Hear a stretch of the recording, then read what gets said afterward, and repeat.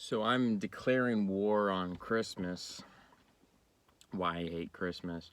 I don't hate Christmas because of any of the traditional aspects of Christmas. I don't hate the idea of getting together with your family. I don't hate the idea of maybe making gifts and giving gifts to people. I don't hate the idea of cooking traditional meals and eating traditional meals together. Communion. I don't hate the idea of going to church. I don't hate the idea of Christ. I don't hate the idea of Christianity. I don't hate the idea of lighting candles. I don't hate the idea of handcrafted decorations. I don't hate the idea of putting on a pageant. I don't hate the idea of playing pretend with respect to Santa Claus or any other aspect of the festivities. I don't hate the idea of any of that, and I could just keep going on and on about what people think Christmas is about. But the truth is, in a Nietzschean sense, Christmas is dead. And I hate Christmas for what it has become.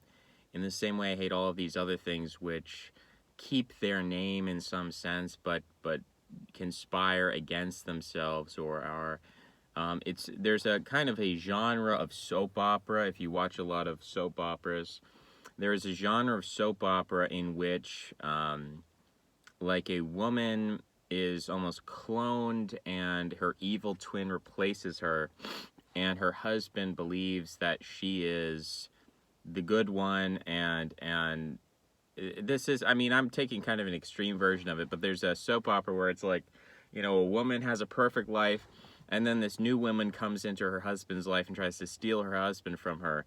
But, secretly this woman is like crazy and she's going to kill the husband. And it's like this race against time to prove everyone that, the new woman is the crazy one and I'm the sane one. And it's very dramatic. But if you've seen this kind of soap opera, you know what I'm talking about. And this is what's been done to pretty much everything, including Christmas. So now Christmas is about plastic lights, which are, destroying the environment, just a major waste of electricity. These tacky, kitschy, plastic fake lights that people put up, and it's this light show, and they listen to this boomer music, this 1950s music, which is atrocious, which of course, Christmas in one form or another, I mean, Saturnalia and Yule, Christmas is a tradition which is thousands of years old, which is probably as old as the concept of astrology. The concept of a winter solstice is what Christmas really means. We've been celebrating some form of winter solstice for well over 10,000 years. I mean, and maybe even animals to some extent respect the winter solstice. So the idea of being in tune or in harmony with the winter solstice is such an old and ancient idea. And that's ultimately what Christmas is supposed to be about. The reason why the church, when it was, when was Jesus born? It doesn't say in the Bible. All right, well, let's make up something. What's the most important day of the year? Okay, well, I guess it'll be the winter solstice. Now, because of the calendar shift, the Julian calendar, the solstice and the Christmas have drifted from each other by about 4 days. But originally, that was the solstice. That's how it came to be. And so what are we doing now? Why are we taking something that is so ancient? Why am I attacking it? Why am I declaring war on Christmas? Why do I want to just burn Christmas to the ground in a metaphorical sense? Why do I hate Christmas? Well, it's because Christmas is now about a consumer sexual strategy.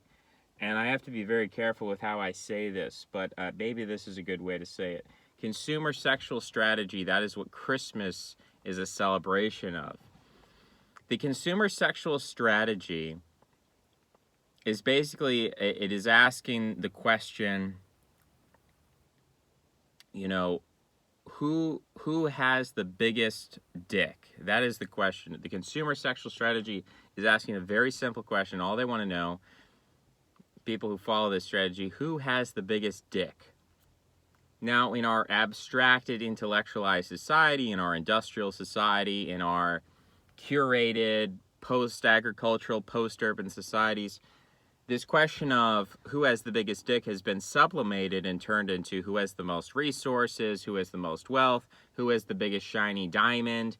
who has the biggest yacht, who has the nicest car. So this question of who has the biggest dick has been sort of shifted around, sort of changed around. They've sort of taken it and they've intellectualized it, and they've abstracted it. So it's no longer about the physical penis that's attached to the man's body, although maybe that still has some relevance, but the question has not stayed within that material bounding. It is expanded beyond that into, again, who has the biggest credit limit on their credit card, who is willing to spend the most money on Christmas, who is willing to put out the biggest decorations, who's willing to buy the car, put the bow tie on the car, spend the money to go on vacation to the Bahamas or wherever it is. This is just the question of who has the biggest dick, but it's been extrapolated upon, it's been intellectualized, it's been abstracted. I said that already. Take a W there. So this is the religion, this is our society, this is the consumer society. And to blow it out to the bigger problem of what's really going on here, in feudal Europe, in the society of serfdom, if you're a serf, you're doing some miserable labor. And you're basically a slave. And let's take this to the worst possible thought experiment of the gulag. And I think that's, the gulags are just something we can be objective about in history that sort of get across my point, so that's why I'll use them. Not because I think the gulags were really especially interesting or different or, oh my God, Marxism, I'm so glad we defeated the Soviet Union and whatnot. They were uniquely evil. I'm not going to, come at you with some pro-capitalist message or something. But it's just one of the few examples that I can bring up without being under heavy scrutiny, let's say it that way. We can speak flippantly. I don't have to worry about insulting the memory of the gulag victims because no one cares, because that doesn't fit into the narrative. So I can just speak about it in an objective way rather than crying and shedding crocodile tears. But the gulags were this, at least in an abstracted form, whatever the Soviet revisionists, and there certainly are people who are revisionists on the topic of the gulags, and they want to say, oh, they weren't that bad, and blah, blah, blah. Okay, well, I don't even care. I'm taking it as a thought experiment, right? I don't really care about history at this point. I'm just talking about the thought experiment of what if you were in a gulag. There's a book called He Leadeth Me, which is basically this Catholic priest gets snatched up from Poland, and he gets sent to a gulag. This is around 1939, and he talks about his experience. Again, whether it's a fake capitalist propaganda or not, just the idea of being taken and forced to do work, basically worked to death, worked to the bone. They're really not feeding you enough calories to account for the amount of work you're doing each day, and so eventually you're going to die. Eventually you're not going to be strong enough to do the work, and the Soviet commissar will come with his whip and he'll start whipping you to death. And I mean, it's sort of hell, right? It's sort of like the Greek image of Sisyphus, who is rolling the boulder up the hill, which comes down, maybe crushes his bones a few times. Or you have Prometheus is another example of the ancients had these mythical concepts of torture that they would invent in their head of Prometheus is chained to a cliff and his guts are constantly being eaten out by ravens, but he's been given this magical healing power, and so as his guts are eaten, they continue to regrow and regrow. So he's just continually feeling this eternal pain. There's another image, there's a Spartan myth of the boy who steals a fox and hides it under his coat, and rather than reveal himself as a thief, and therefore, I suppose there's some message about honor, like he would rather be eaten and killed by the fox under his coat than to reveal that he's a thief and relent, and there's like some kind of like Darwinian, social Darwinism there or something, the fact that he's so strong enough that he refuses to admit his weakness. So we have these classic images of torture, these torture scenarios, and in each of them there is some kind of payout, or there's some kind of goodness that comes out, or that precedes, or maybe Sisyphus, King Sisyphus is not a good example. But Prometheus, he does bring the fire to humanity. And so he's being punished for doing something good. So it's like he's sort of this martyr. He's almost a Christian martyr in a way. Prometheus bringing salvation to humanity and being punished for it for all eternity is a kind of Christ figure. And then we look at the other one, the boy defending his honor, the Spartan boy defending his honor. So there is something that they're sacrificing for. In this specific example of the Gulag, you're a slave in the Gulag, you're being worked to death, you're being whipped, you're being humiliated. I mean, again, whether you care about revisionism or what, it doesn't really matter. Just conceive of, for a moment, some kind of evil empire, whether it's North Korea or whoever it is. Evil empire takes you, puts you in some kind of gulag system, being worked to death. In that scenario, obviously, it's no consolation if I come up to you and I say, well, you know, you're actually helping develop the Soviet Union. You're actually helping whatever they're doing. It's a logging gulag where they're, you know, sort of processing logs and lumber, or maybe it's an electrical plant, or maybe it's a munitions plant, or who knows what kind of work they're doing. But at some point, it's not any consolation if I come up to you and I say, well, you know, you're actually kind of helping out the other citizens of the Soviet Union because you're doing this hard work and that's going to benefit them. You know, you're going to provide some kind of good things for them that will help build up the Soviet Union. Maybe you don't like the Soviet Union, but at least there are some average people. You're going to build a little trinket. You're going to build, maybe you're building light switches or something. You're building some kind of, you know, aspect of the Soviet economy that's going to help some people. You're doing useful work. You're not just... You know, it's not as if the Soviets have captured you and hooked you up to a masturbation machine and they're masturbating you to death. That would be truly horrifying. That is truly hell. That is truly humiliation. But the idea of being worked to death, worked to the bone, there is some kind of honor in that. There's some kind of honor. And in feudal Europe, of course, it wasn't the Soviet Union. In feudal Europe, you are working for your lord.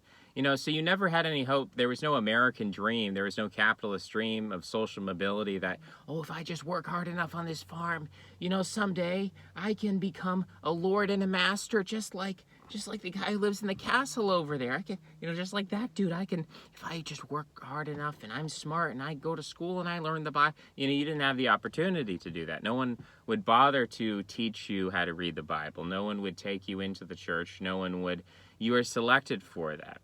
People were selected for that, selected by their birth. It was the upper class who would send their sons to become priests. It wasn't the lower class. I mean, in some cases, and again, I won't say there was a complete lack of social mobility, but that wasn't the driving factor. If you ask people, what are you doing right now? They wouldn't say, well, I'm saving up my money so one day I can buy my freedom and become an aristocrat. That wasn't, this mercantile understanding of society didn't exist. Sometimes there would be an opportunity for war where you could, you know, volunteer to become part of an army. And by volunteering to be part of an army and showing your allegiance and showing your skills in fighting, you might be able to become a squire. You might be able to become an apprentice of a knight and work your way up and eventually become a lesser noble, become part of the nobility through warfare. And there might have been an opportunity where you could become, you know, your parents could offer you up to the local cathedral school or something, and you could become part of the priesthood or whatever. So I'm not going to say there was no social mobility, but the idea that it was through an alternative activity. Let's say that you didn't become a king by doing farm work. You did it by leaving the farm, becoming a warrior, going on a quest, becoming a warrior. That's how you broke into the aristocracy. If you want to become part of the priesthood, it's not by working in the farm. It's by leaving the farm, going and studying the Bible, literacy, living in a monastery, learning the prayers, learning Latin, and then you have an alternative, you know, way of conceiving of yourself, an alternative identity other than a serf. It wasn't through working the land that you could never rise up, you can never ennoble yourself through working the land itself. But the question of what were they doing, they were in some way contributing to the livelihood of their Lord, because the Lord did not work. And the priests are a little bit different. The priests in the monasteries, they would grow wine, or they would have some kind of industry to support themselves. They weren't parasites as people think about them. You know, they were self-sustaining.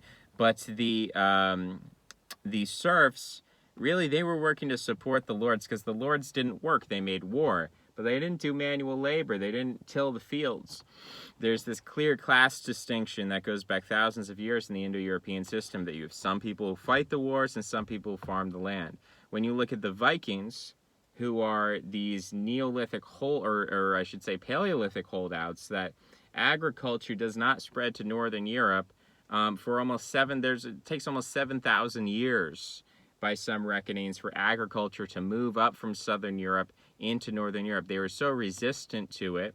The idea of being tied down to the land, the idea that you're just sitting there tending to your crops rather than fishing or making war, stealing somebody else's crops, or hunting bison or reindeer. Like the Sami people in northern Scandinavia still do that, actually. They still hunt reindeer as a source of food. Now, of course, it's like the Native Americans everywhere in, or wherever, Native Aboriginal peoples often exist as a simulacra of their former selves, no longer by necessity, but by the copying of traditions which no longer serve their traditional purpose. And there is a certain, it is in the same way that we can be disgusted by Christmas, we can also be disgusted here for similar reasons.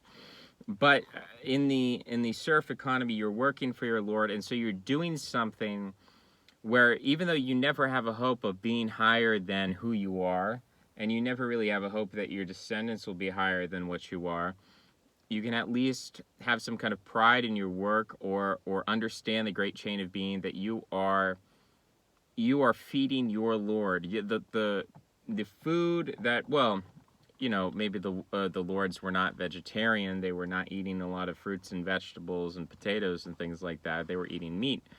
But oftentimes you are feeding the cattle that the Lord would eat.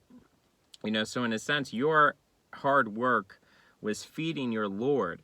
And you could take again, maybe it wouldn't have been a great consolation, but if someone asked you, what are you doing? Are you a parasite? Are you a consumer? Or are you doing something meaningful? You could say, well, I'm feeding the Lord, my Lord. I am ultimately the one who feeds the Lord. Without me, the lords could not exist. Or without us, without the serfs. Maybe my contribution is small, maybe I am unimportant, but I am doing something to benefit my Lord.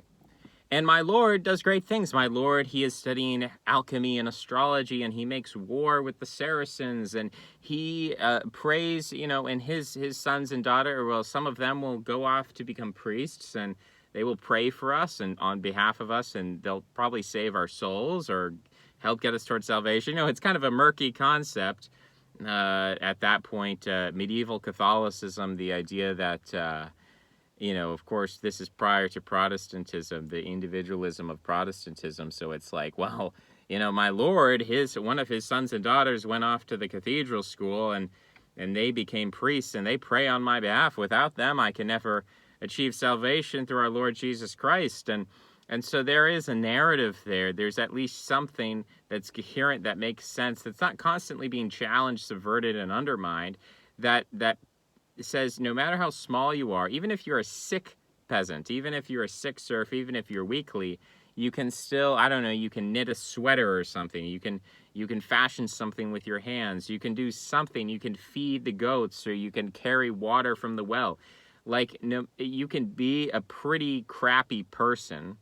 You can be a pretty weak person, and you can still say, well, what I did is today I carried a bucket of water from the well, and, that I helped out with the chores, and in some way I'm contributing to this economy, which is ultimately about the salvation of our souls, or taking back Jerusalem or something.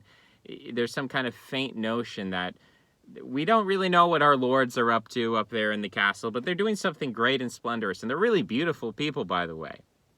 This is an ancient idea going back to Pythagoras, that those who are high up, those who are, and I'm sure predates him in pre-literate times, but that those who are intelligent, those who have a great soul, are also physically beautiful and handsome.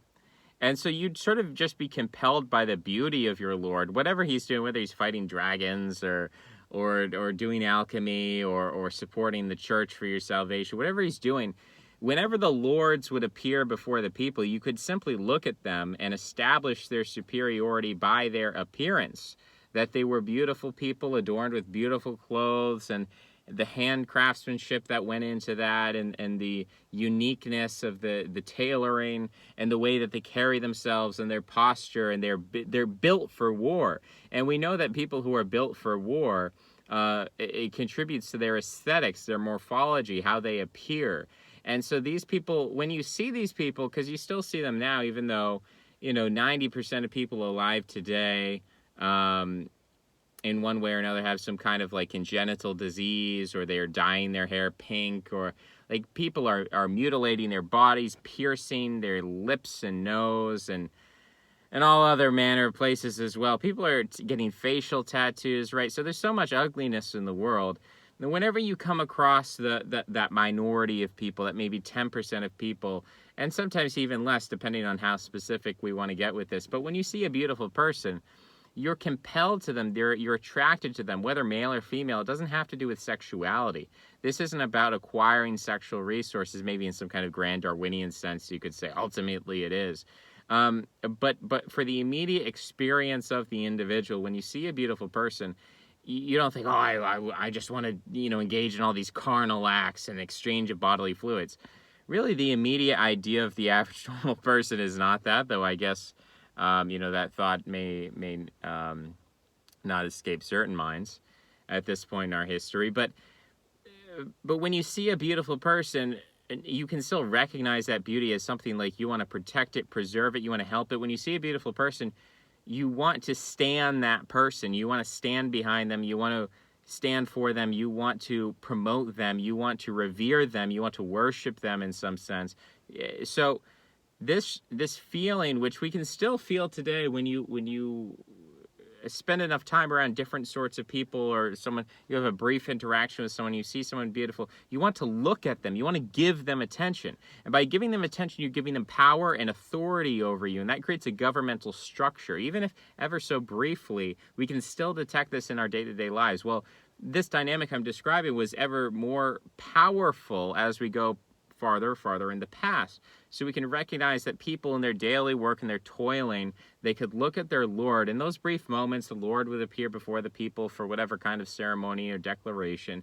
He could look, or she could look at that Lord and say, our lords, our ladies and lords, they are beautiful people, and for that reason we toil to give them food so that they may do great things, which we know nothing about what they do. We're quite ignorant of what they do, but they are doing something, okay? And we can just sort of trust the plan. We know that by their beauty, they are fit to rule. They are born to rule. We don't really need to worry about that. Now, later on the line, you see people like the Habsburgs. There's something quite problematic with the Habsburgs. And maybe we can do more research into that. But clearly, there develops a group of monarchs and princes and aristocrats in Europe who are decidedly ugly, who are extremely ugly, and by what means they come to power should probably be investigated. These Catholic Habsburgs and their rule over Spain and Austria and the Netherlands and various areas in Europe that they acquired dominance, and they're painted and portrayed as quite ugly. In comparison, we know that many other monarchs and highborn people were just severely beautiful. All the testimony points to that. But at some point, there is a decline in this dynamic. It no longer makes sense. And I think at the same time, or a similar time, while that process is happening, we get the arrival of early industrial capitalism. In early industrial capitalism, I say at its earliest point, if we want to point to some kind of origin story, mythogenesis for it, I think it starts with Henry VIII and the dissolution of the monarchies and the ennobling. Essentially, you're ennobling people who acquire land not through warfare, not through birthright, but they acquire it through mercantile skill, through the guild system, through trade, through merchanting. They begin to acquire land. They begin to become ennobled. And this is the capitalist dream of social mobility, that you can move your way up in the world, not by engaging with the world, not by engaging with, or I should say, with war or spirituality, those being the two previous paths. But now there's this new path, the mercantile path. That is a new path to rule, to exceed your station, to have some kind of social mobility. And that continues onward and onward. And within itself, as it exists, it has some kind of cohesiveness of its narrative. It's not, capitalism is not necessarily in a crisis state, even though Marx comes to say, oh yes, capitalism is terrible. But, his predictions that capitalism is first going to fall in the Western world, they don't come true. It first falls in the East. It first falls in Russia, where it's not even really fully capitalism. It's much closer to a feudal system. So the idea that capitalism was in crisis, certainly there were a lot of critiques of capitalism. They got worse and worse over time. But capitalism still had some kind of inner cohesion. It still kind of made sense. The idea that you work and you struggle so that your descendants might have a better life than you. And there was a video I made that a couple of people have said was one of my best videos, probably because I put so much pathos in it, because I felt it. I felt the idea that our ancestors in our particular lives, if we go back into the family tree, we see how they struggled for us, and we see how they did so because they wanted us to have a better life. Now, this was not necessarily the case in feudal Europe. They didn't have this capitalist dream of, I work and I toil so my descendants can have a better life. It's I work and I toil for salvation, or I work and I toil for Jerusalem. I work and I toil for war, for honor. I work and I toil for my Lord, So this concept of the intergenerational struggle resulting in some kind of social mobility is not necessarily the same at all historical periods. It does change over time, and it becomes this predominant myth, as Christianity declines with the invention of Protestantism, as everything starts falling apart. People can say, well, at least I can fight, I can work, so my kids have a better life than I did. This is the idea, but this idea is now coming under question, as I said in the beginning of the video, with things like the transformation of Christmas into a consumer sexual spectacle. And it's becoming more and more true every day. I saw some picture on Twitter, which, I said, wouldn't this violate the TOS? Because it was these women who I guess were technically not nude, but, they were extremely scantily clad. There was like a boy who was clearly underage, and they were posing together. It was like this happy, they were like Santa's elves, wearing it was like a sexy Santa costume. Every holiday has to be sexualized. St. Patty's Day is when you get drunk and go to a banger or a raver. And then you've got Halloween, sexy Halloween. And then you've got sexy 4th of July. Sexy, everything is just an excuse for sexual signaling and ever more gross and egregious displays of sexuality. Christmas is no exception, but as I said before, now it's not about the literal dick. It's about transmogrifying the dick and making it into, well, it's a yacht, it's a car, it's a vacation, it's the ritzy lights, it's the plastic electrical lights, light display, it's the plastic Santa, the blow-up Santa. All of these things that I think you're not, I don't know, maybe to be a true human is to love all these things, to just kind of be like, yuck it all up, and just say, oh yeah, this is great, I love this, I love, shiny pretty lights, I love that. Maybe I'm the one who's inhuman. Maybe I'm the one who's some kind of freak, weirdo aberration to look at all this and be disgusted. But this is a consumer sexuality. This is how can we project, some kind of strength or wealth or vitality or life or something through these plastic artificial artifacts. And to kind of try to sum it all up here, the serf, the slave, he might be whipped, he might be worked to the bone, he might be having a hard time. His life might be miserable. I'm not even saying that serfdom was not or feudalism was not a miserable life for the serf. But what I'm saying is, at the end of the day, there's some kind of logic there where you can say the serf is necessary, the serf is needed. This continues through industrial capitalism, where the majority of people can work in a factory or a coal mine or manual labor, a blue-collar job. They can work with their hands and say, I do something. You know, and you see a lot of this in pre-World War II American propaganda films and post-World War II American propaganda films, where they talk about, you know, the necessity of everybody and the value of labor. And it's sort of a Marxist socialist thing going on. But at the end of the day, you can see, yeah, every worker, every new child who is born who can work in a factory, in a mine, with his hands as a carpenter, whatever. Blue-collar workers are the backbone of the country. They're the backbone of the economy. And they're not special, they're not important, they're not unique, they're not intelligent, but at least they do something that ultimately works up the great chain of being. And then you have the bankers at the top who make all this money, and the robber barons and the industrialists and the capitalists, whatever. You can say that there are people at the top who benefit from that labor, who utilize that labor. And these people are therefore necessary. These people who toil in blue-collar labor, they are necessary. You want those people around. You don't want to kill them off. You don't want to, you know, eliminate them from having children and families and religion and things like that. You don't want to utterly destroy them.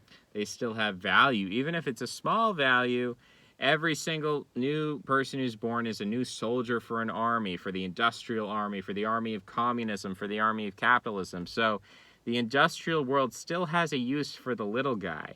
Just as in the feudal world, the more farmers you have to farm the land, the better. It's good to have babies. It's good to have a population. And so it's good to have religion, and it's good to have tradition, and it's good to have things that make people not want to kill themselves. But now that we've gotten to the point here, and we're going further with this, with all of those things, whether it's artificial intelligence or technology, the internet or whatever it is, you know, the aside being, artificial intelligence is a hoax. It's fake. It's just it's an apocalyptic vision of the future that will never come true. It's just there to scare people into learning how to code, so that Silicon Valley, it can pay people less wages or something like that. I see it with my very own eyes. If you actually venture out into the world, you see where computers are taking people's jobs. You can see the Tesla, driving. Tesla can never replicate the driving ability of a human being. It's just ridiculous. I mean, we're talking about something empirical. In your stupid brains, you can imagine any kind of reality you want. You can make any kind of justification. Oh, well, they're only putting out this propaganda because they want it to benefit some kind of... Well, not everything can be about... some kind of lie that's told in order to, benefit some kind of class of people, cui bono, who benefits, asking that question about it. Oh, well, they say the earth is round, but they're also, rich, and actually it's the government who says the earth is round, and therefore we have to question everything. And therefore, if the government said it, it must be true. The government said drink 2 liters of water a day, therefore you shouldn't drink any water. So this line of questioning, if it's not at some point, be skeptical, whatever. I've in my life been skeptical about a number of different things, and I'm still skeptical about certain things. But if you never check it with empirical reality, like what's actually happening technologically, are we reaching this technological plateau that everybody's talking about, where technology stops developing and we just completely stagnate as a society? Or does it actually seem that, every single year technology does get a little bit better, and every single decade technology, people are talking about technology is just going to stop, it's going to halt. Technology just got started. We just got the internet, the mass internet the internet as a DARPA program has been around for longer, but the internet, the open internet, has really only been around since 1993. And, for the majority of people, the internet has not been accessible to children since maybe 2004, or I might have to work better on those dates, pinpointing that exactly. But we're really only a couple of years into we're really only a couple of decades into this internet experiment. So to say, we've reached the end of the line, or they keep coming out with new iPhones, but they're not better. Yeah, that's true. You have to separate the consumer economy and planned obsolescence and fashion trends within consumer technology. And you have to differentiate that from the fact that, yeah, there are places in which technology really is improving. Research and development really is being driven in a direction where it's there's like this arbitrary futurology. It seems just as stupid to presuppose that we've somehow hit some wall or hit some limit with technology, versus the idea that it could just keep expanding beyond our wildest dreams. And maybe you sort of hedge your bets, and you use some kind of like a probabilistic model to say, like, well, we're probably not going to reach the singularity, but we're also probably not going to stop advancing entirely in technology. All this is to say, even if technology stopped today, we still live in an economy where most people's jobs are in the fiery economy, or the e-fire economy, the entertainment, finance, insurance, real estate. So these types of industries don't actually do anything, especially with new jobs. The new jobs that are being created are in retail and the restaurant industry. It's just entertainment. It's just like you could buy it on Amazon. Why are you going to the store and buying something? Because I need it right now. I need it now. Do you really need it now? Or is this just a form of passing the time in entertainment? So when I talk about the consumer sexual strategy, it's dominating our society in a big way. And unlike the past, where the serf was necessary, the industrial worker was necessary, in communism and capitalism, the blue-collar worker was necessary. The blue-collar worker is diminishing. We're going through a transition period. He's no longer necessary. We don't need him. And frankly, we don't want him. And as we find ourselves in these positions where more and more we have jobs which exist as entertainment for people, we're not working the land to feed the cows bread so that the wheat, I suppose, so that the lords can eat meat. We're not mining the coal mines. We're not, in the factory putting widgets together. We are making YouTube videos. We are doing some form of consumer economy. You're selling a service. Customer service. You're selling yourself. You're service with a smile. You're selling your enthusiasm. You're selling your time. You're selling your friendship. You're selling a positive experience. So you're not actually selling anything material. There's just a lot of mutual masturbation, people jacking each other off for money, literally or figuratively. There's a lot of money to be made in the sex industry and porn industry. Every single, woman these days, I can't say that, but I say, there's this whole cottage industry with the premium Snapchat, where you have it's so strange to me, because pornography is free. Why would you pay money to look at a premium Snapchat? It's so strange to me.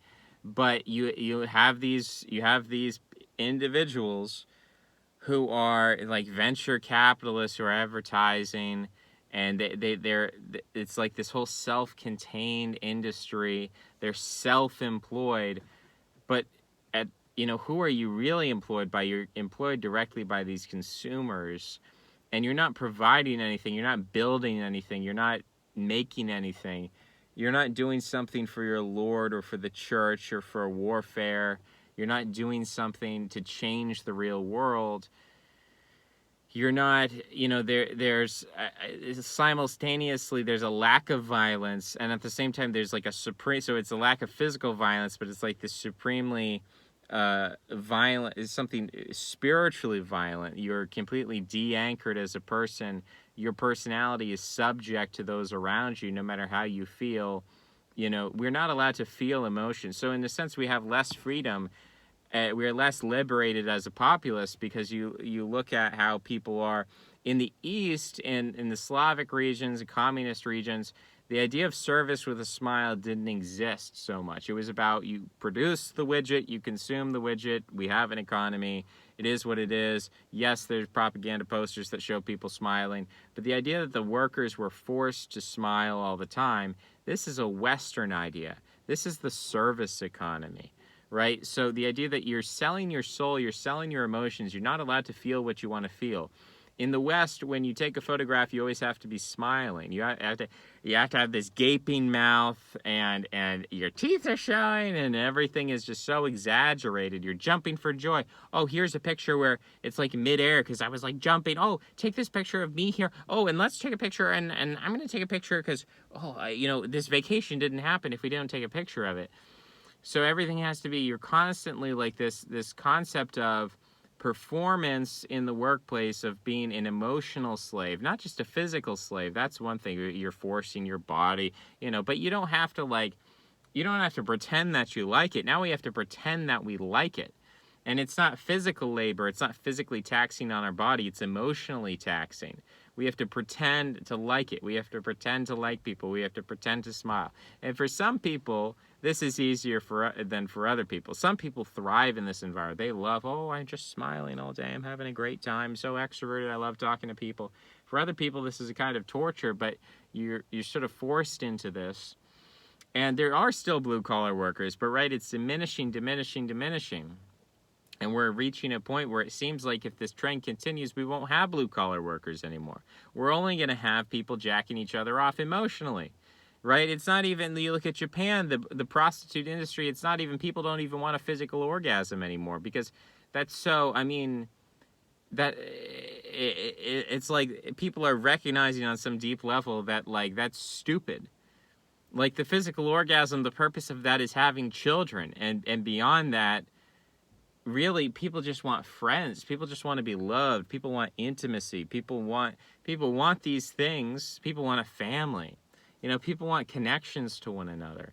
So that's what's being sold now. That's what's on the market. That's what's on the economy. The entertainment economy. You're watching a movie to vicariously live through the relationships of the people in the movie. You're watching the Netflix. You're attached to, Rick and Morty. Oh, I'm just so attached to Rick and Morty. These cartoon characters, you've got people in their 30s and 40s who are attached to BoJack Horseman and Rick and Morty and Adult Swim and Tim and Eric and even the MDE, even the Sam Hyde and all these people. People get attached to these internet people, and this is not to again, I'm always a top-down person. I'm never blaming, it's all these consumers' fault. If they would just stop consuming, everything would be fine. No, because we don't have anything else to do. Because the quest is over. The Faustian quest for the Holy Grail, quest to slay the dragon, that's over. There's no more questing to be done. There's nothing more to be done. And I think this is why I never went into the military, but it appealed to me. And even though I would say on some level, it's like, I wish you didn't have to do that. I wish there was some kind of, if you want to go through some rite of passage or whatever, maybe there's something better than the military out there. Maybe such a thing should or could be constructed.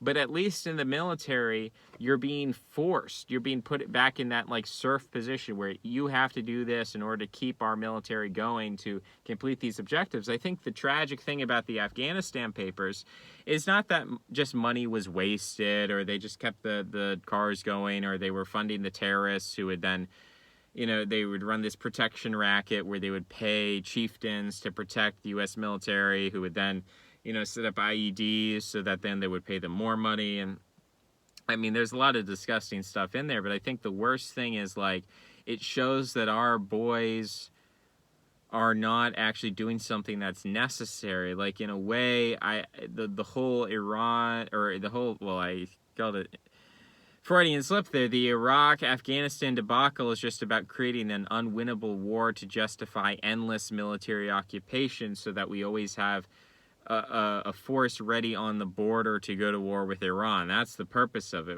There was no, people say, what was the objective? What were we fighting for? Democracy? Were we fighting for the oil? Fighting for the resources? No, China's taking the resources.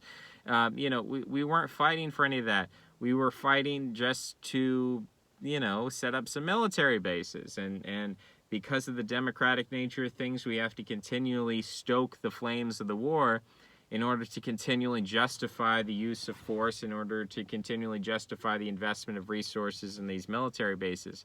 So there's this it's kind of ridiculous. You almost just wish, it's look, Mr. Zionist, I understand you have a lot of money. I understand you want to basically bribe my government, which I have no vote. I have no power over what the government does. It's all a facade. It's all a charade. So you want to bribe my government to go to war with Iran on your behalf. Okay, well, I don't like that. I don't appreciate that. I think, the people of Iran do not deserve to be exterminated like the Canaanites. But you know what? I don't really have a say in this. So, if that's what you're going to do, all right. Yeah, I guess that's what you're going to do. In a sense, if we could just be honest about that and just let, a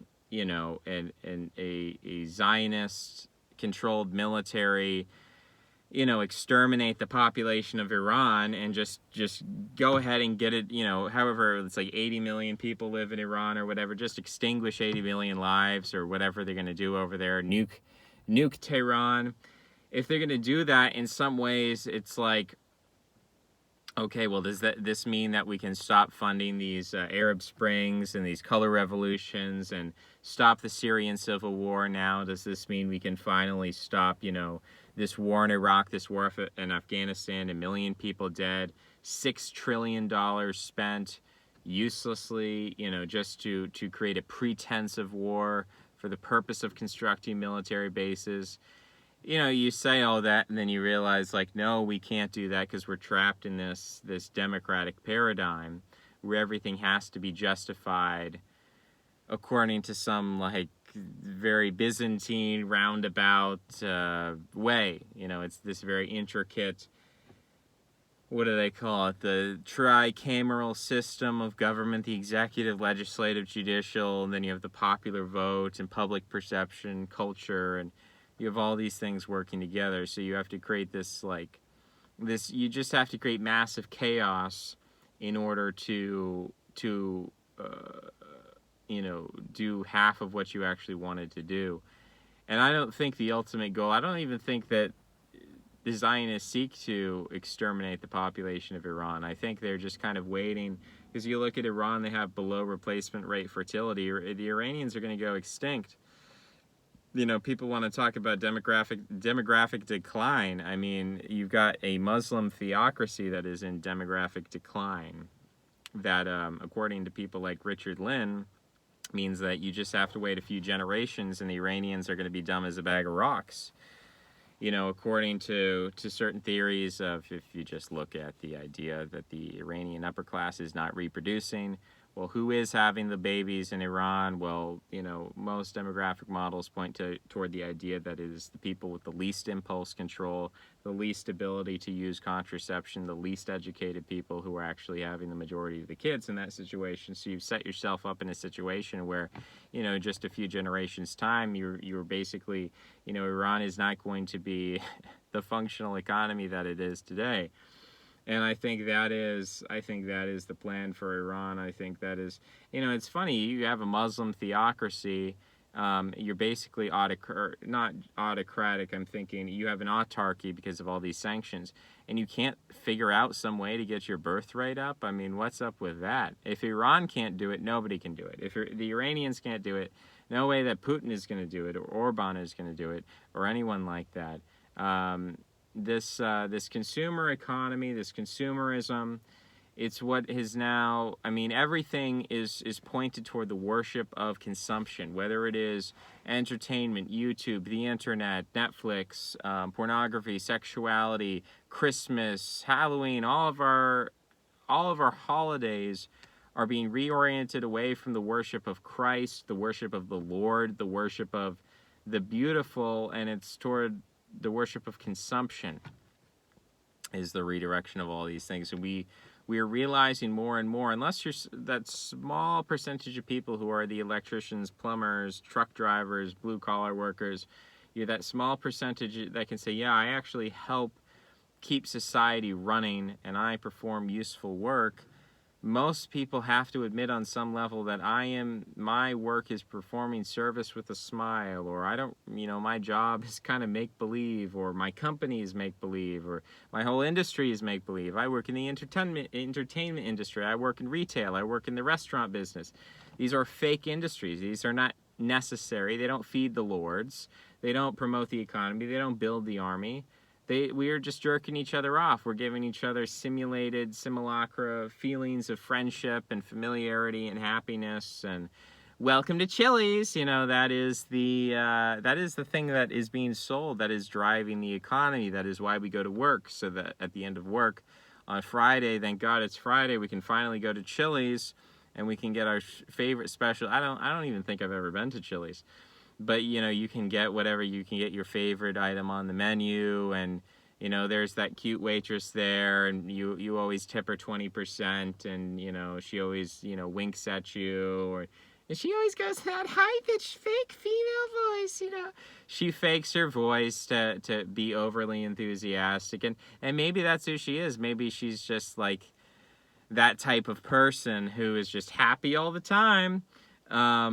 Which is a very, I mean, from my perspective, being extremely melancholic, that's like, it just, I can't even get into that mindset. I can't even imagine what fresh hell that must be like on some level, to be that superficial, to have nothing soulful about you, to basically be like a dog chasing its tail on some level, to live in that animal bestial state of just being happy all the time. But I imagine there are a lot of people who pretend to be happy all the time, because I've had more contact with those people who are, they're serviced with a smile, they're happy all the time, and they turn around and they say, I fucking hate that guy. He comes here every single Friday, he's always staring at my ass, and, you know, and they're going home themselves, and for them, because they have to work on Friday, so maybe they get off on Sunday or Wednesday or whatever, and they're like, and then that's their time where they can go and smoke weed and do whatever makes them feel relaxed and feel happy. So it's like, well, why are you alive? You're not feeding your Lord. You're not a blue-collar worker. You're not sustaining the economy or the war machine. Like, what are you doing with your life? Why do you exist? Why do you have a job? Well, I have a job so I can afford to buy more weed so I can get high, you know. I have a job so I can afford, you know, and at some point it's like when porn is free, I mean, I guess there's more to life than porn, maybe. But it's like when porn is free, you kind of reach a state where it's like, why have a job at all? Why not be a NEET? Why not just collect unemployment or welfare, or claim that your back hurts and so you can't work, and just collect unemployment for the rest of your life, live with your parents, watch porn? And I say that word porn as like a catch-all for like any number of different activities, whether it's making YouTube videos on the internet or whatever it is, you know, just engaging in something that's completely superficial, completely irrelevant, going in circles. And as I had that video with Gregory Sadler, where he talks about the ecstasy of anger, Nietzsche's ecstasy of anger, the idea that we have an erotic fixation, not just for sexuality in its direct sense, not just for happiness and pleasure, but we also enjoy and we distract ourselves and we engage in this kind of ecstasy of anger. That's what so much of politics is. Politics doesn't matter. Politics is like, I can talk about politics all me talking about politics, here's the red pill.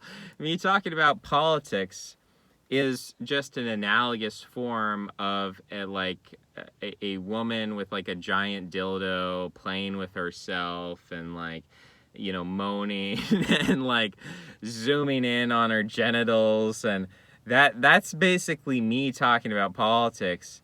It's like, okay, well, what is she doing? She's like, she's simulating like some kind of sex. She's taking something that is, she's taking sexual signals and she's amplifying them like past, she's taking the dial and going past 10, and she's like, she's breaking the dial, you know, she's taking sexual, like the appearance of genitals and sexual moaning and like, you know, phallus-shaped objects. She's taking all of these things and she's just, in the same way that like Christmas, she's like commodifying her body. There might as well be a big sign on her body that says like 10% off sale. Sometimes I think that is the case where it's like there's this marriage of like hyper capitalism of, you know, buy now, you know, subscribe to the premium Snapchat now or whatever, you know, this weekend only, you can buy my nudes for 50% off or whatever.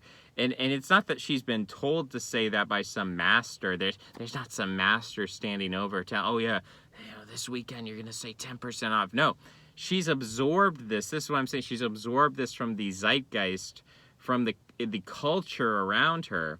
She's internalized it to the point where she knows what to do. She doesn't have to be actively told or brainwashed or instructed or propagandized of what to do. She knows how to integrate herself into this capitalist consumer economy. So she knows exactly what to say and what to do. She knows how to sexualize herself. And she's taking these sexual signals, which are based in our evolutionary biology and our history, and she's turning the dial way up and way past anything that it ever could or should ever be turned to this extreme extent. Whereas if you saw that in real life, you'd kind of be like, oh, this is kind of too much for me. This is weird. Like, put that down. Like, maybe you are hot, maybe you are attractive, maybe I do want to have sex with you, but like the moaning thing and this is fake. This is weird. This is like you got a webcam shoved up in there, and it's just bizarre. Like, it goes beyond, it gets to a point where it's like egregious. The cornucopia, my cup overfloweth. It's too much. That's my criticism of Christmas, right? It's too much. It is hyper real, and it's gross. At some level, it's gross. But it's when you're looking at a screen, it's only a gross thing that could actually ever impact you emotionally, like a Greek statue or something, or a woman showing a little bit of cleavage. Whereas in real life, a woman with a little bit of cleavage, that can be quite attractive. I mean, the things men have done for a little bit of cleavage. If you look through the history of male sexuality, men have fought wars. I mean, Helen of Troy, probably the entire war was fought over because she had a little bit of cleavage going on. So probably genocides have happened over just a little bit of cleavage. But that's enough for the real world. But in the world where we're enslaved by these screens and we can't get away from these screens, then you have to just blow everything out of proportion and make it this psychological prison. And that is what I say when I'm using porn, because it conjures up this strong imagery.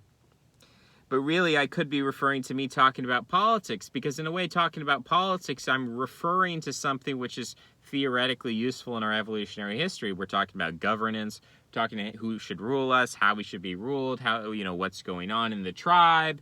These are all important topics of gossip and discussion. We need to understand what's going on in our political reality and if we are political agents, right? So politics is important on some level in our evolutionary history, but by me talking about it to here on YouTube, it is equivalent, it is analogous to a woman who maybe admittedly is attractive.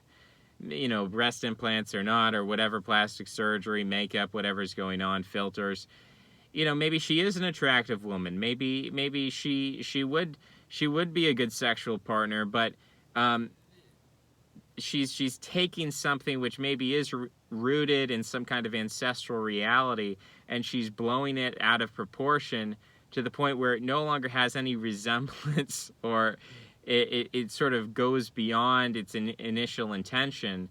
The same thing as me talking about politics is like, I can do that, and I probably will continue to do that to some extent. And that there's like this concept of prostitution, that the only jobs that will be left are, in some respects, we are moving into a prostitute economy. And it's not something exclusive to women, by the way. I think people get this misogynist vibe sometimes, or people get this idea that I'm just focusing on women. But that's not really the case. That anyone can be a prostitute. And we're moving toward a prostitute economy where, again, you're not producing things, you're not performing an important function, you don't matter, you are obsolete, you don't need to exist. Frankly, we don't need to read another romance novel, we don't need another romance movie, we don't need something to be produced. We have more than enough books and novels and movies and entertainment to last us a lifetime. If you started watching every single film that was made in, say, 1930 up until the present day, you would not have enough time to watch all the movies that have ever been made.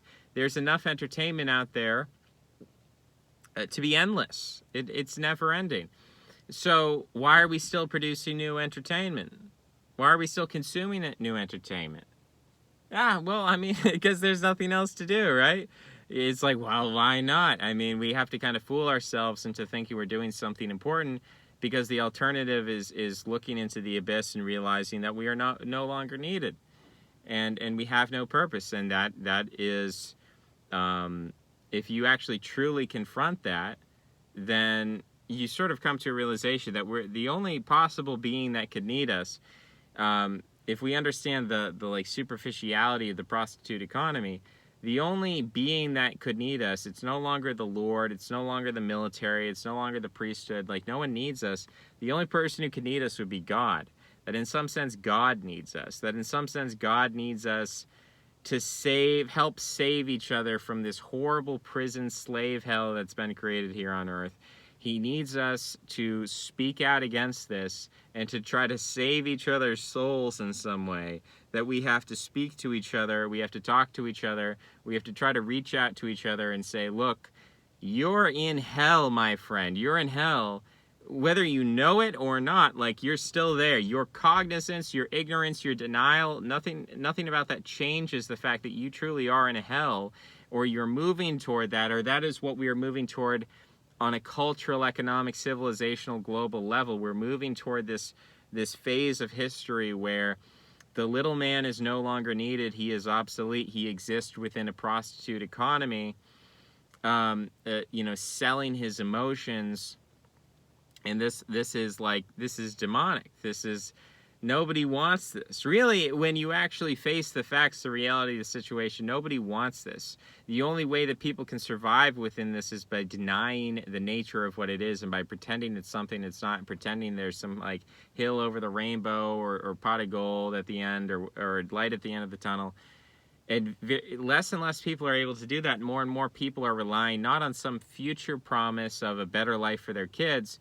More and more people are looking forward to the weekend when they can party with drugs, or, engage with porn, or political porn. And I think the right wing engages with this as much as the left wing. I think the right wing is just as guilty as the left wing. Driving views, driving drama, e-drama. I mean, the whole thing is disgusting. The whole thing is hellish. So really, there is nothing left to do here other than engage with it and become the best prostitute that you can be. And, I've been pretty graphic. I don't know. I could be a lot more graphic than I have been.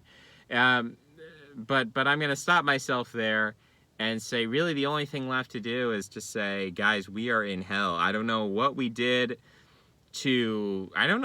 wrong in a past life to put ourselves here. We must have been pretty bad people to end up in this world. This is not the best of all possible worlds. This is not a great time to be alive. The struggle that we're fighting is not a great struggle. I would much rather be a serf. I would much rather be working the land. I would much rather be able to say what I'm doing is necessary. I'm helping my beautiful Lord Pythagoras, or King Aethelford, or Aethelric, or whatever, some kind of old medieval situation, or even the capitalist economy we had up until, really, I would say, World War II, where you could say, I'm a soldier, I'm a fighter, I'm a factory worker. Every side of that war, capitalist, fascist, communists, everyone, you could all feel like we're working for the greater good of our civilization, of our system, and still look forward to a better tomorrow. And even in the Cold War, you could say, oh, we're fighting communism, we're fighting capitalism. There was still some kind of greater narrative, a mythos there, a civilizational struggle, that every person does their part so that we can have a better tomorrow, a better world, to hold back the night. But now, after the fall of the Soviet Union, there's absolutely nothing. There is nothing we're struggling for. There's no good that we're playing a part in. It is totally selling your emotions. It is a bunch of obsolete people, discarded people, people without purpose, who are gaining some momentary purpose through drugs. They're gaining a momentary purpose through e-drama. They're gaining momentary purpose by earning money through a service economy in order to receive services. So it's just this mutual exchange of services, mutual exchange. without anything creative, without anything new, without anything great, without anything epic, without anything authoritative, without anything outside of yourself, without anything intimate, without anything lasting, without a better tomorrow. So we don't have a better tomorrow at this point in this economy. That's the problem.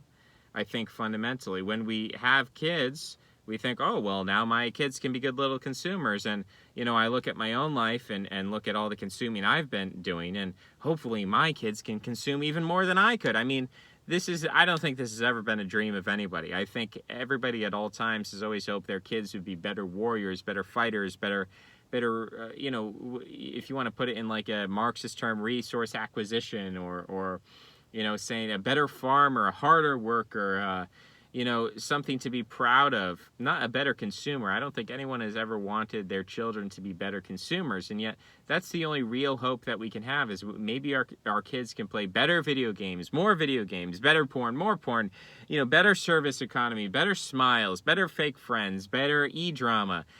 You know, maybe we'll just have more and more. It'll be more intense and more explicit and more charged, more artificial. You know, next year, Christmas, we're going to have more fireworks, more lights, more plastic charades and pictures on Instagram, more and more and more of that. That's not a vision for the future. That's not a reason to have kids. That's a hellscape that you don't want anybody to be born into. That's an argument for antinatalism, right? So how do you break out of this? How do you stop? I mean, how do you stop it when this is the sole power in the world and there is no alternative? And there is no bottom-up solution. There is no revolution from below.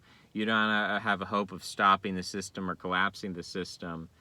You know, what do you do at that point? I think, like, the only place you can turn to is religion. The only place you can turn to is, like, God, I know I did something really screwed up to be incarnated in this time and place. I know I was a very bad person. Please forgive me. Please set me on the good track. Please help me escape this consumer hell. Please help me ascend beyond this consumption of consumption, this cycle of consumption without end. Please help me escape this. Please help me transcend this in some way. I need out. I want to leave. I'm asking for your help, because there's no power on this earth. It's the Chinese are not going to save us. The Russians are not going to save us. Certainly, solution is not going to come from America. It's not coming from Europe. The world is Americanizing. There is no solution in sight. There is no power on earth that can defeat this system. There is no revolution from below. There's really nothing going on that you're gonna, oh, I'm gonna outsmart the system for, you know, in favor of the middle class, and we're gonna go to the stars. We're gonna go to Mars. We're gonna go to Mars to turn Mars into a consumer hellhole just like Earth. You know, that is the future. So you can lie to yourself. You can tell lies. You can tell these political lies of, oh, we just need to get Trump elected in 2020 and then he'll actually do something. It doesn't matter what Trump does. It doesn't matter. Trump could declare war on Mexico. He could declare a crusade. He could say Christians need to take back Jerusalem. I don't care how ridiculous Trump wants to get. I don't care what fantasies people have in their head about God Emperor Trump. Even if he did that, it wouldn't change the fundamental underpinning. All that would happen is he would be assassinated like JFK. He'd be done away with. You'd have Mike Pence in there, and Mike Pence business as usual. There is literally no way to change the system. There is nothing you can do. There is no hope for change on earth, for peace on earth. In a spiritual sense, a spiritual peace. I don't care about physical peace. Blow me up, shoot me in the head, stab me with a knife, firebomb me, cut me up, torture me, put me on the rack, put me in the gulag, put me in prison. I don't care. I don't care at this point. I don't see, you know, people, I guess, are still afraid of that on some kind of like instinctual level, because, you know, there's like a reproductive, you know, if you're in a prison, you can't, you know, you don't want bodily harm, and we're afraid of pain. But at some point, the spiritual suffering has to overtake this physical pain. When people realize and they wake up and they're aware of what's going on, you have to be like, then none of that matters. I don't care what kind of war is unleashed on the earth. I don't care what kind of Darwinian struggle goes on. So long as we have some kind of meaning in our lives, that's really what's important. If we don't have some kind of conception of meaning, that we're making meaning rather than just consuming and breaking down and dissolving meaning, yeah, that's what's important. And since there is no material means, there is no trusting the plan, there is no Donald Trump strategy, there is no infiltration of the Republican Party, there is none of that. None of that is realistic. It is all right-wing political pornography that's being sold by people who are the equivalent of cam girls, who are the equivalent of prostitutes. They just use words. Instead of selling their bodies, they sell words. And they're very good at it. They're very sexy words, I have to say. Some of these people are very sexy, intellectually speaking. And I kind of want to, I kind of want to, intellectually have intercourse with them. I want to discuss things with them. I want an exchange of ideas in a sense, but it's not. We've gone past the point where this is a creative endeavor, where this is a realistic endeavor. So, by truly just coming to a final realization of all this, by pushing through this, my hope is like Chiron, the Romanian philosopher, I don't think ever became a Christian. I think he was always a nihilist. But what always interested me about Chiron is that he confronted nihilism head on, and he was honest about it in some way, of like the emptiness of things and the stupidity and superficiality of things. And by coming to that bottom of the abyss, that lowest point that you can possibly ever reach, he was able to come out of that and then justify the idea that you should be purely life-affirming, that therefore, all these rational arguments against why we can't do that, it's too scary, we can't do that because it's too, it's not rational, it's not reasonable. He said, well, you know what, I don't care. Because I've seen what all your rationality, reasonability gets you to. It gets you to this lowest level of hell. And I rejected, and I affirm life. So that's interesting to me. I don't think he ever became a Christian, though. I don't think he ever really became religious. Maybe in some sense he was a fan of paganism, as Jung described it. But of course, then after the war, he becomes a pessimist again. He becomes a nihilist again. But there is like this early Christian martyrdom. I think we're going through a civilizational transformation very similar to that which the Roman Empire experienced. Spangler talks about this. Everybody talks about this, of course. Nietzsche talks about this, the fact that we are going through a transition. We're moving from an industrial economy into a consumer economy. This is a huge spiritual shift that all of humanity globally is undergoing. None of us can escape it. We can't hide it. We can't go back. We need to go through it. We need to directly confront it and go through it. And I think what's going to come out of this is a new concept of martyrdom and a new concept of fanaticism, concerning spirituality and divinity, that is ultimately going to be wrapped up in a lot of these entertainment and things like that.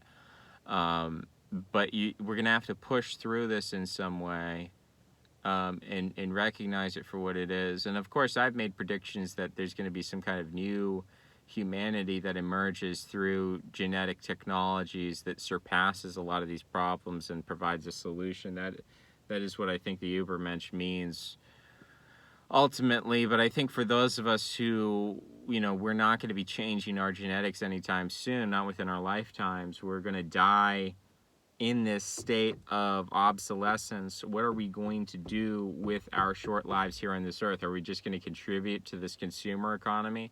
Or are we going to try to transcend it in a spiritual way by grabbing each other by the shoulders and shaking each other and saying, you got to get out of this, goddammit.